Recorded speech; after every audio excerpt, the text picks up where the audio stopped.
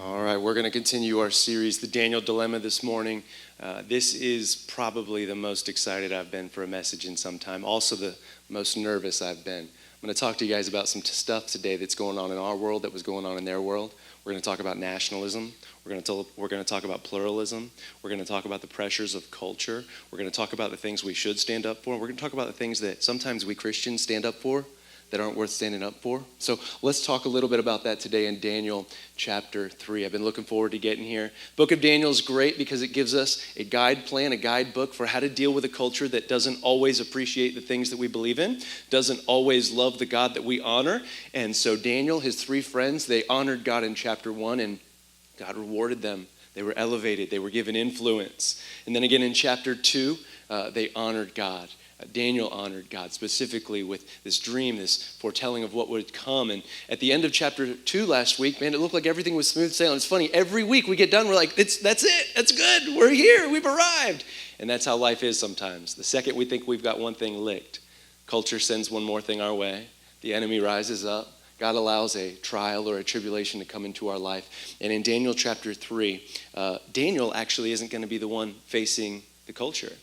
His three friends are. We're going to talk about why he wasn't there, what may or may not have been going on. But this morning I want to talk to you about how to stand in a culture of surrender. How to stand in a culture of surrender. I want you to know what's worth standing for. I want you to know what's worth standing up for, what's worth not bending the knee. I also want to talk about some ways that we as Christians have got that wrong. And so let's jump right in. Daniel chapter 3, I want to begin reading in verse 1. It says, King Nebuchadnezzar made an image of gold. Now, Daniel had told him that his kingdom was the kingdom of gold in that dream. It was this kingdom that God had provided and God had allowed it to raise up. And so Nebuchadnezzar goes one further. He says, I don't want just an image of gold on the head. I want a whole image. And so he makes this thing big, whose height was 60 cubits. Interesting fact, a cubit is 18 inches, and they would measure it with like elbow to finger. Y'all, I have a perfect cubit. I don't know if you know this about me. My fingertip to my elbow is 18 inches. So a while back, I was telling one guy, I was like, yeah, if I lived back in ancient days, I'd have been very important. They would have had to take me from place to measure things. And the guy looked me in the face, and he was like the first one to challenge me. He said, no, they'd have cut your arm off. I was like, oh, that's okay. Yeah, you're right. Okay. I'd have been charging way too much for this measuring tool. Anyways, so 60 cubits is about 90 feet. 90 feet tall. It's amazing how we want to be bigger than we are. Nebuchadnezzar, it wasn't enough to be ruler of the world. It wasn't enough to have a statue cast after him. By the way, this is like the first selfie, okay? The reason we all want to see a picture of ourselves, it was true back then too. So the best you could do is make a statue, and so he made a big statue. Notice this, and its breadth 6 cubits. He set it up on the plain of Dura. Now, let's be honest, height is relative, right? If we were to walk outside and there were to be a 90-foot tall building right out front of our church, we'd be like, man, that's really tall. But if you take that same building and you put it in downtown Norfolk, you'd be like, man, where'd that building go? It's gone, right? It's not a very tall building. He set this up in the plain because in Babylon, this would not be that big. Notice there's even limits to how big Nebuchadnezzar can make his image of gold. As rich as he was, it's likely this was not complete gold. It was cast in gold. In other words, it had some wood or it had some stone underneath, and then the top layer was gold. Because as rich as Nebuchadnezzar was, he wasn't that rich. You know what I'm saying? Hey, as big as you think you are, as bold as you think you are, as big as our kingdom we like to create, we think is, there are limitations. And so he makes this thing in the plain of Dura, because in the plain, it looks really big. It's out in the middle of a field. Imagine if we just had tons of flat ground and there's a 90-foot image. And the province of Babylon, then King Nebuchadnezzar sent together the satraps, the prefect. What we need to know about Nebuchadnezzar is this. He loves lists. He's like some of us who are a little bit OCD. He wants this person, this person. He sent for the prefects, the satraps, and the governors, goes on, the counselors, the treasurers, the justices, all the important people, the officials of the provinces to come to the dedication of the image of the King Nebuchadnezzar had set up. It's kind of like if you're having a big birthday party and you only want the cool people, right? Like none of my lame friends, none of my friends that talk about stuff I don't like talking about, all the cool people there. And so he gets this big group of people, and here's what he knows. Nebuchadnezzar is no fool. If I can get the leaders to worship me, if I can get the leaders to worship what I say worship, they'll fall in line every time, and so will the people behind them. If I can get the pastors to fall in line, if I can get the teachers to fall in line, if I can get the leaders, if I can get the elected officials, if I can get the governors, if I can get the mayors, if I can get everybody to fall in line, then everybody will follow them. So he gathers them all together to come to this dedication that he'd set up. Then the satraps, the prefects, the governors, the counselors, the treasurers, all of them, right? The justices, the magistrates, all the officials gathered for the dedication of the image. They didn't have a choice, but there was going to be a good party. Nebuchadnezzar knew how to throw a party. And they stood before the image that Nebuchadnezzar had set up, and the herald proclaimed aloud. And I want you to notice what he says to them. A couple things Nebuchadnezzar's trying to do. He's trying to paint a picture here. Number one, he wants his kingdom to look multi-ethnic. It's important that it not just be a bunch of Babylonians there, because that would imply that I only rule one people group. I want the world to know that everyone who speaks every language and looks every some sort of way, I'm their guy. The world has a love for multiculturalism on its face.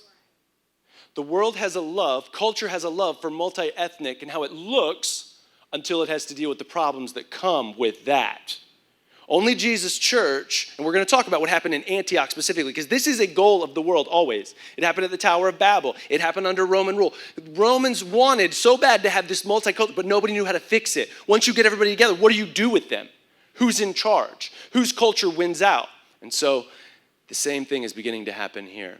So the herald calls out, he says, "You are commanded, O peoples, nations, and languages," look, all of you, that when you hear the sound of the horn, some of you like the horn, the pipe, hey, some of y'all, we brought the pipe for you, right? The bagpipe and every kind of music, we brought all your music together.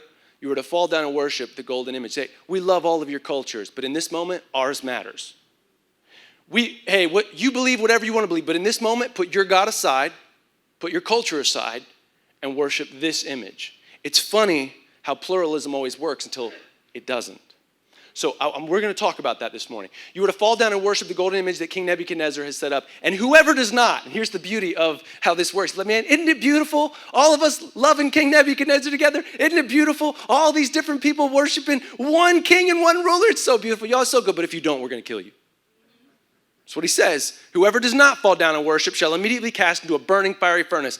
The fiery furnace is more than likely just a leftover, okay? They cast this in a furnace. This golden image was made with a furnace. So it's likely that it was the same furnace they cast the image in. It's funny how the thing we worship could be the thing that kills us. The thing that we've set up, the thing that we've idolized, the thing that we have placed our whole life around could be the very thing that buries us. And so King Nebuchadnezzar's big golden image here has a furnace next to it, a reminder, it's man-made. It's sticks, it's stones, it's gold, it's nothing. And if you were to step to what we're about to do, we're going to throw you in that fiery furnace. A couple things I want you to understand right away. Nebuchadnezzar is not setting a trap for Shadrach, for Meshach, and Abednego. We're going to find that out in how he responds to them. He is not trying to set a trap. He's literally just driven by his ego, consumed by his lust to see his kingdom laid out the way he's always pictured it. So I want you to understand right away, we got some problems here. See, Shadrach, Meshach, and Abednego, when they were told they had to speak a new language, they said, sure. A lot of other Hebrews said no, and they were put to death. They were sent home. Shadrach, Meshach, and Abednego, when they were told they were going to learn math, they were going to learn science, they were going to learn chemistry, they were going to learn from the Chaldeans and the Babylonians, they didn't say, well, that's not what I was taught in Jerusalem. No, they said, okay. See, they honored the people they were around when they could, but they had lines in the sand. They walked in grace, but they had lines of truth that they would not cross. And this, to them, was a line of truth. This is the second commandment. This is one of the 10 commandments. You should not worship any graven image. You should not worship any other God. So for Shadrach, Meshach, and Abednego, the second the herald starts talking, they're looking at one another saying, this isn't a gray area. The gray areas, we've lived in grace. The gray areas, we've done what we can to abide and to live in the culture and to honor people, but this is not a gray area. This is black and white. We can't bow down. And they're not the only Hebrews there. As a matter of fact, there's a large group of Hebrews there. And Shadrach, Meshach, and Abednego probably start hearing other people saying, and you know what they're saying, hey, y'all, God's better than that.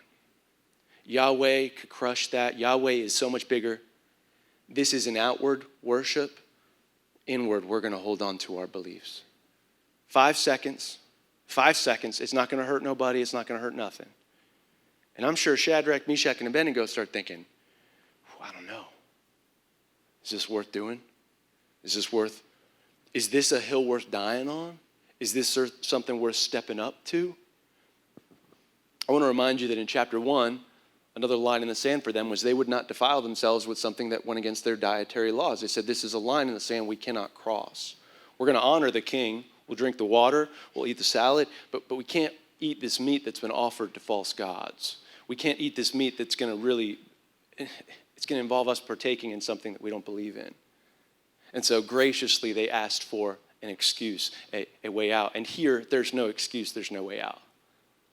And I want to remind you that these guys were praying guys. In chapter 2, they prayed that Daniel would have the dream given to him so that not only would Daniel be delivered and they would be delivered, but the Chaldeans would be delivered from destruction. The Chaldeans are about to turn them in. These Chaldeans, they just prayed for their salvation. Those Chaldeans are going to turn them in. I want you to read with me verse 7. It says, therefore, as soon as all the peoples heard the sound of the horn, pipe, lyre, trigon, harp, bagpipe, and every kind of music, all the peoples, nations, and languages fell down. Underline the word all there, because it always looks like everyone's giving in. But you and I know that's not true, is it? There's 3 guys who weren't. But it looked like, you look out across this plain, you're only seeing the 90-foot tall image, and you're seeing all these people bent down. You can't see the little speck of 3 people. A lot of times we get discouraged because we think everybody else is giving in, and I'm the only one who feels this way. I'm the only one who believes this. All the people fell down and worshiped the golden image that Nebuchadnezzar had set up. Verse 8, therefore at that time, certain Chaldeans came forward and maliciously accused. The way this word is translated, it's really hard in the Hebrew, but it could literally be translated, they chewed them up. They ate them up into little pieces. You ever been chewed out? You ever been worked up, like somebody's just talking at you? That's what these guys are doing. Like, oh, Nebuchadnezzar, you're not going to believe what these guys were doing. You're not going to believe what they did. You're not going to believe what they said. I want you to understand some things right away, y'all. Some things are going down that are still going down today. Number one, it looks like everyone is compromising. That looked like the case there. It looks like the case now. We look around and we say, man, everybody's falling for this. Everybody's following this. Everybody's doing this. It must be okay. Read on. Read verse 12. Notice how they accuse them.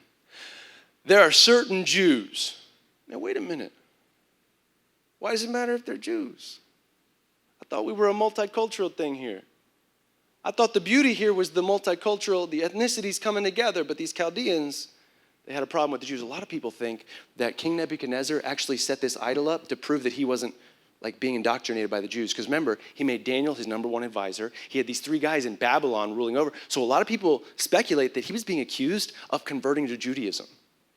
And so they said, well, you got to prove to us you're still one of us. And so a lot of people think this is Nebuchadnezzar's like, hey, y'all, I still love like our kingdom. You know what I'm saying? I'm not just a Hebrew now. Like I'm still part of the crew. You know, he's trying to, and these Chaldeans, they're just looking for any little thing they can get over on the Hebrews.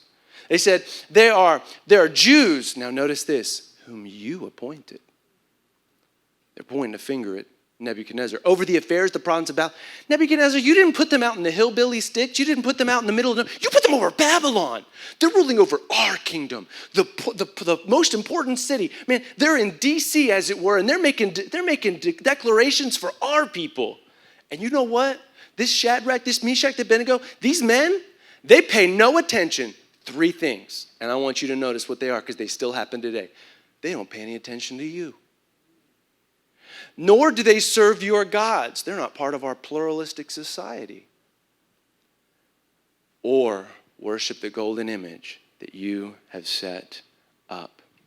I want you to see 3 things, then we're going to talk about how this still happens today. Number 1, it looks like everyone is compromising. Like that's a fact, that's a problem. We see that. Like it looks like everyone's bowing down. Not everyone's bowing down. These 3 guys aren't. Number 2, someone will always try to take issue with faith and truth. It will always happen. Guys, there are always going to be critics. There are always going to be people. You will never please this entire world. I'm not saying you need to go to work and be a jerk.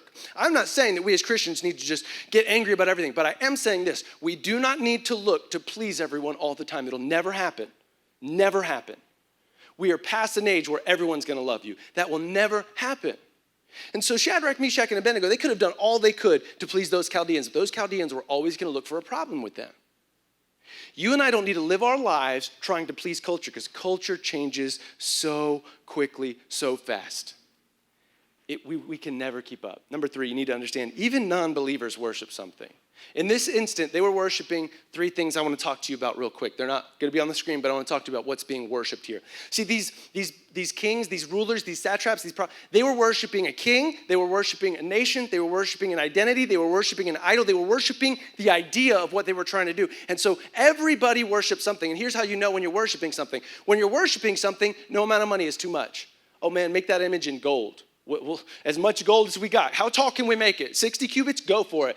That is something that you're worshiping. When there's something in your life that no amount of money, like maybe for some of us, it's our health. We're like, man, I'll pay whatever it costs to get in shape. I'll pay whatever it costs to have a trainer. I'll pay whatever it costs to take these supplements, to eat this food. And for some of us, it's our health. For some of us, it's our youth. Like we just idolize being young. And so no amount of money is not worth it to do that thing. But here's the problem. Everything you worship is a taker. This idol is taking from these people. It's brought them on an expensive journey. They're going to worship and they're going to go home. It's not going to give them anything. God is a giver. He so loved us that he gave his son. I want to ask you if what you're worshiping is going to give to you. Your youth, you're eventually not going to be young anymore. Your body, you can put all the money you want into it. I got bad news for you. One day this body's going to be dirt, okay? It's going to return to the soil. The things we worship, if we aren't careful, are just going to rob us of our lives, take from us and take from us and take from us, and never give us anything. But I want you to see that even though non-believers everybody says, I don't worship. We worship something. There's something we're idolizing. There's something we're moving toward. We have a vision of what we want to get to. I want you to see what's really going on here. They said they don't worship you. They don't worship this image. They don't worship the gods that you worship. This is the same struggle we have today. This is a human struggle. First of all, there's a bit of nationalism going on. Nationalism is different from patriotism. A patriot says, I love my country and I love when it does things that are right. A nationalist says, I love my country and everything my country does is right. Do you notice the difference? Anything the country does, well, the country must be right. There's this guy, he was famous for going around and really teaching the youth in Nazi Germany. His name was Baldur von Schirach, and he had this statement that he said. He was interviewed in London before the war even started, and they said, what are you trying to teach the youth of your nation? He said, I want them to understand three simple things. Number one, when they serve Hitler, they serve Germany. Number two, when they serve Germany, they serve God. Number three, when they serve God, they serve a greater kingdom than their own. You see how anything Hitler says, anything Germany says, comes directly from God? See how now they're suddenly willing to do things they would never do, they would never consider okay? Nationalism is still a problem to this day. The difference between being a nationalist and a patriot is a patriot says, I love my country. I want what's best for my country. And I look at what's good that my country has done. And I say, that's awesome. We need to do more of that. But I'm also not afraid to say, hey, whoa, that's not okay. We don't need to do that. Anything that wants your complete worship, your complete devotion, regardless of what it's doing, it verges on dangerous ground here where they make the rules as they go along. Nationalism's a problem. And so, number one, when they said, hey, king, they're not worshiping you, that's in essence nationalism. Hey, everything you say, king, we do. You tell us to worship a false god, we're there. You tell us to go fight a battle, we're all in. You tell us to enslave people, you're the king, we love you. Nationalism is dangerous. It's the opposite of patriotism. But then there's this other thing that's kind of counterintuitive to nationalism. It's pluralism. Pluralism is also going on and says, hey, they don't even worship our gods, king. See, we've brought all these gods in, and you can worship your God. This is the same thing the Roman government did. You worship your God, you worship your God, you worship your God. Just get along.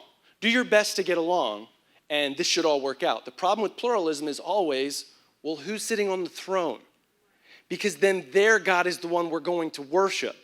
And so then it becomes, well, whoever gets elected, now he decides who we worship. Well, whoever is in power, whoever has the strongest army, their God must be the one we worship. And so the people of Israel knew, like, we have the freedom to worship our God, but then we're being forced to worship Nebuchadnezzar himself, to worship a false god. I want to paint this picture for you in a little more modern of an era. It's actually coming around again. Many say that the Roman rule was the first time that we ever had just a society of cities. Many of the Roman cities were large urban centers. It was the first kingdom or empire that was built on large, powerful cities. Some of them hundreds of thousands. Rome had 1 million people in it. And so it's just now happening where in human history we're going back to an urban society and the cities are growing again, whereas for the last few hundred years the rural environments have grown. Well, now you look at a map of America. We were talking about this in one of our groups this week. Like, the map of America is really just a bunch of large cities spread out across the country. And this morning we find ourselves in the center of about 1.8 million people here. And so what would happen is in Rome, They, like Nebuchadnezzar, wanted to have this pluralistic society. There would be those who worship the Greek gods, those who worship the Roman gods, those who worship Yahweh. Like there was a lot of Hebrew influence. And they had all of these different gods that came from Asia, that came from Africa. And so these people came together. And there was this one city in particular called Antioch. And in Antioch, this idea was multiculturalism. They wanted to get along, but they didn't get along. It was a coastal city, not far from Jerusalem. It was the third largest city in the Roman Empire. They had 500,000 people. Think about how many people that is. And it got so bad, they had to build walls. They had to build walls where the people who worship this way, they stayed in here, and like we live here, we work here, we put our money here, we contribute here, and like you weirdos over there who worship that God, y'all stay over there. And you weirdos over there, you worship over there. And then this crazy thing happened in the first century, and it's beautiful. I almost started crying when I heard it the first time. Paul, on a missionary journey, hears that many of the Christians he persecuted fled Jerusalem, and they went to Antioch. And the gospel began to spread in Antioch, and this beautiful thing would happen every night. People would climb the walls to worship together. This Jesus who unites, this Jesus who loves, who died for all, regardless of their skin color, regardless of their background. And they would climb over the walls that separated them to worship this Jesus, this uniter, this lover of all mankind. And Paul went there and encouraged the church that grew there. And it's amazing where pluralism had tried to unite, it actually divided into walls. But what conquered those walls was the love of Jesus, his church, his kingdom, his gospel message. I want to make something clear this morning. What unites me with you this morning is not where I was born. Some of us, it's not our background, not our culture. We don't vote alike, some of us. We don't think alike. We didn't all go to college. We don't all have a great job. You know what unites us this morning? Not the way we think, but the Jesus we love, the Jesus we worship. We will never be a church where we pick one thing and that's our thing. No, our thing, our person is Jesus. We have people in this room who disagree politically. We have people in this room who are from very different backgrounds. But we get along because in Jesus' eyes, we were all worth dying for. So they said, they don't worship you, nationalism. They don't worship our gods, pluralism. And what's more, they don't worship this idol. This third idea is this idea that, hey, they're not really part of us. They're not really in it with us. They're not really for what we are for. Sometimes you'll hear things, you'll read things. There was a study that came out a few years ago, and it said that any conservative belief group, any group of believers, whether it's Islam, whether it's Christian, or it's Hindu, any group that is conservative in their ideology or really dogmatic is dangerous. And part of you says, well, yeah, that could be true, but I want to ask you to really think about that statement, and here's why. I heard a guy put it this way. The Amish are very conservative. The Amish are pretty dogmatic. But they're dogmatic about one thing in particular, specifically. They strive to be a people of peace. Being conservative in doctrine, being dogmatic about your faith, it really depends on what it is you're being dogmatic about. If you're dogmatic about being violent, you're going to be violent. I want you to understand, when we say we're conservative, when we say we believe God's word, when we say that we are passionate about Jesus and his church, that doesn't mean that we're violent. Jesus said to turn the other cheek. He said to offer your cloak. The person who's robbing you, give them something more. Like, we are a people of peace. That's what we're passionate about. So these dangerous ideas are being accused, and they're really saying, this is your fault, stupid. Nebuchadnezzar, I thought you were smart. You let Daniel in, and by the way, we wonder, where's Daniel? Where is he at? Two things possible. Number one, some people assume that Nebuchadnezzar, after chapter 2, when he bowed down to Daniel, he has such an elevated view of Daniel that no one would dare ask Daniel to come to this. They just knew. Number one, he won't bow. Number two, Nebuchadnezzar would never force him to. He loves him. The other possibility is all these leaders are here. Someone has to kind of go to work that day. So it may very well be that he had business to tend to in Babylon. Whatever the case, Daniel's not here. And he's really been the shield for Shadrach, Meshach, and Abednego. They're all on their own. So I want you to picture what you're going to do if everyone else is bowing down. And you see other believers, you see other Christians, you see other Hebrews bowing down. And you're like, whoa, oh man, what am I going to do? You could start praying. You could pray like this: God, deliver me. Did he deliver them when Babylon overtook them in Jerusalem? No. God allowed them to be kidnapped. Did he deliver them when they came in and they kidnapped those people and they were brought in and they were forced to learn the king's ways? No, there they are. There they still are. They may have been praying for years now for God to send them home. They're still teenagers, maybe 18, 19 years old, but they're young. And their prayer life to this point, they've had a big win with Daniel, but they've had some real losses too if they've been praying for deliverance. Would you feel confident praying? I don't know. I want you to notice what takes place in verses 13 and 14. Nebuchadnezzar, in a furious rage, commanded that Shadrach, Meshach, and Abednego be brought. So they brought these men. Notice how he goes from worshiping to just angry and frustrated.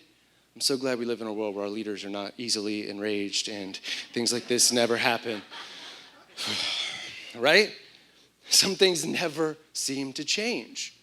The human heart, how easily it is enraged. So they brought these men before the king. Nebuchadnezzar answered them and said to them, "Is it true?" Now the interpretation here is tough, but we can sense that the way it sounds, he is talking to them like sons.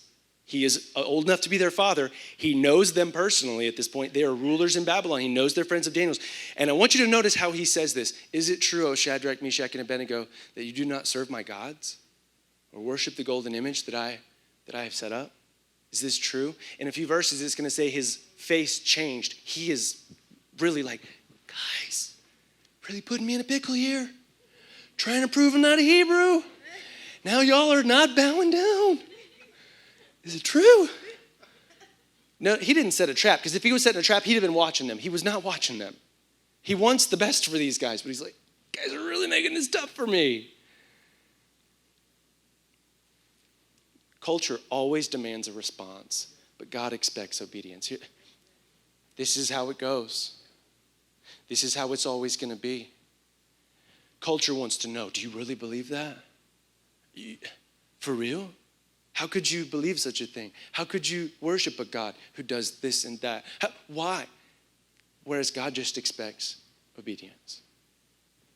And I want you to notice the response of these teenagers, wise as they are, how they respond to this king who can kill them. In verse 16 through 18. Shadrach, Meshach, and Abednego answered and said, "King, O Nebuchadnezzar, we have no need to answer." He said, and this is not like we don't have to, it's very gracious. Like, "King, as much as we'd like to answer or respond, we don't have any need." Guys, I want to be clear right now. When people ask me about tough parts of the Bible, you know what I always say? Listen, I didn't write it. I am not God. To say that I can understand how and why God does things sometimes is to expect way more of me than you could ever ask of yourself. I believe God's word. I trust God's word. But you can't get mad at me for what God's word says. You can't get mad at me for trusting a God who has come through time and time for his people, myself included. So culture's demanding this response, and they wisely say, "King, we can't respond here. We have no need to answer you in this matter. If this be so, our God whom we serve is able." He had asked, "Who is able to deliver you from my hand?" And they said, "Well, our God is able to deliver us from the burning fiery furnace, and he will deliver us out of your hand." He said, regardless, notice this, we are leaving your control. Number one, either we're going to come out of there alive and you will have no power over us. Or number two, we're going to heaven and you have no control there. In Romania in the 80s, when USSR was still in control, they were trying to root out this Christian theology, this Christian church that was growing. And so the leaders of the locality there, they gathered together all these pastors, and they said, "Listen, you've got to stop preaching the gospel. You've got to stop telling people about Jesus. You've got to do these things, or if you push us to the wall, we're going to kill you." And one of the pastors spoke up. He said, You're going to kill us?" They said, "Yes." He said, "You promise? You're going to send me to heaven from here?" And in that moment, those leaders realized, we have no power over these people. We have no strength. We have no control. See, Nebuchadnezzar knew he had control over non-believers, over the people who were just there going through the motions. But these guys, they're not afraid. Verse 18, "But if not, be it known, O king, that we will not serve your gods or worship the golden image that you have set up." We won't. We're just not going to do this. It's not going to happen. And then verse 19, this is why we know Nebuchadnezzar had been kind to them. Then he was filled with fury, and the expression of his face was changed against. You notice that? Okay? To this point, he really was trying to save them, I believe. Against Shadrach, Meshach, and Abednego, he ordered the furnace heated up 7 times more than it was usually heated. He does something stupid. That furnace can't handle what he just asked to be done, all right? He's just trying to prove a point.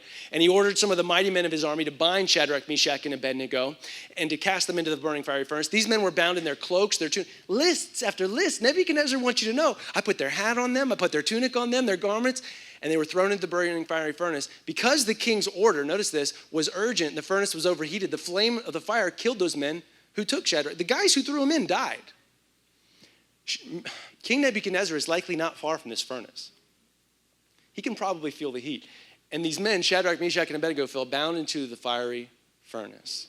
Then King Nebuchadnezzar was astonished. Some say he got up because, man, it's getting hot where he is. So he stands up and he rose in haste and he declared to his counselors, he actually couldn't kill them on his own. He had to have a council agree with him, kind of like the Senate or the Supreme Court, whatever. He has a group of people who had to make this decision. He says, hey, didn't we decide to kill them?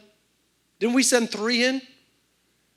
And they answered, true, O king. That's the job I want, right there, all right? Yes, that's what we did. I seem to remember. These guys have no control, all right? Whatever he says, that's how they vote. Like, what are you thinking, king? That's how I vote. Yeah, absolutely. He answered and said, but I see 4 men unbound, walking in the midst of the fire, and they are not hurt. And the appearance of the 4th is like the son of the gods. Then Nebuchadnezzar came near to the door of the burning fiery furnace. He declared, Shadrach, Meshach, Abednego, servants of the Most High God, come out. Come here. I just wonder how long it took him, you know? Like, what? Why don't you come on in?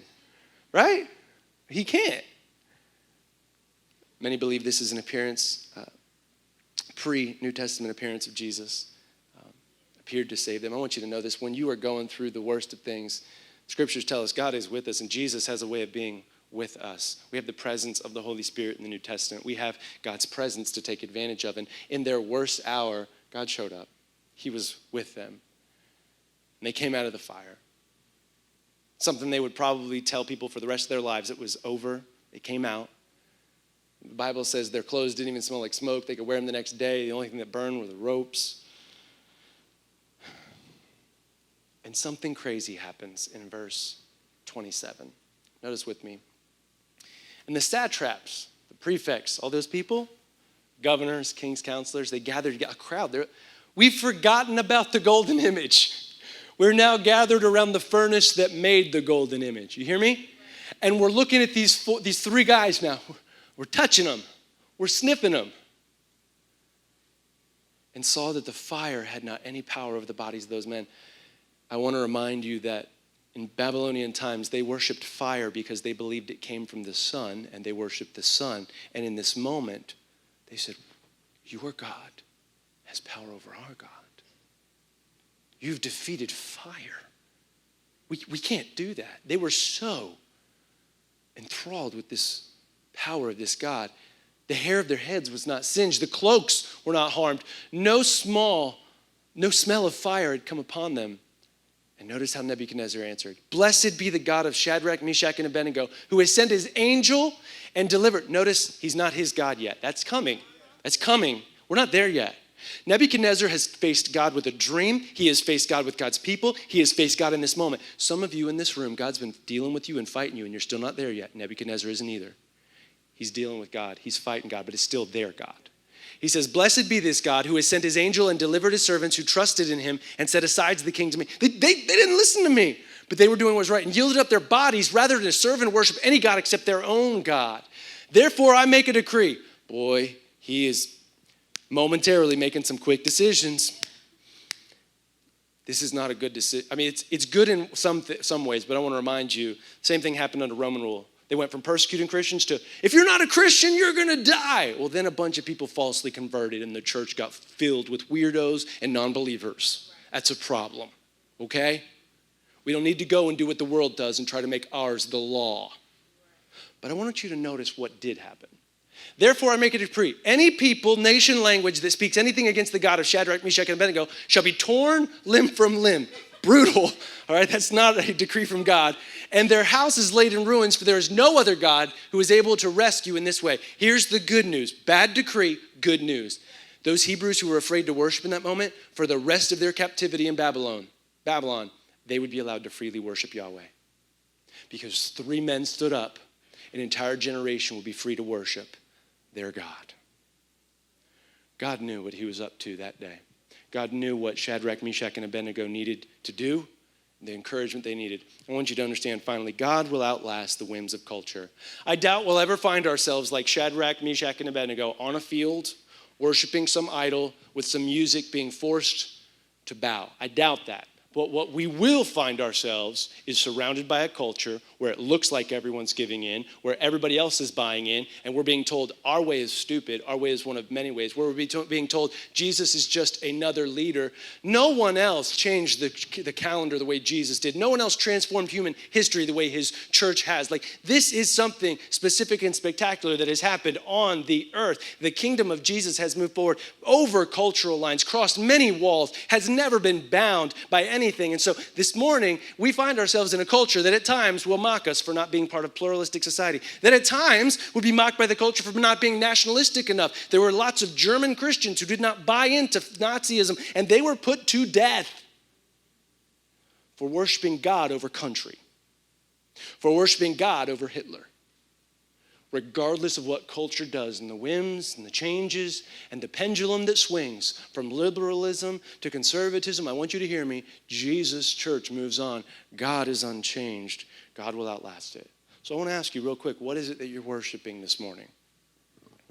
Well, I don't believe in all that stuff. Well, you're worshiping something. Your ideals, your idea of truth. You say, I know what's right and wrong. Where does your idea of right and wrong come from? Is it just your opinion? Is it the law of the land? Because the laws of the land have changed quite a bit in the last 100 years. There are some things that were legal 100 years ago that were awful. Awful. You don't have to go far back into our history to find some laws that were racially motivated, culturally motivated, sexually motivated. You name it, they're there. Laws change. I'm asking you this morning, where do you get your idea of right and wrong, of truth? See, this is the whole issue Nebuchadnezzar wanted to deal with. He wanted to be the deliverer of truth. I am right. My ways matter. Worship my image.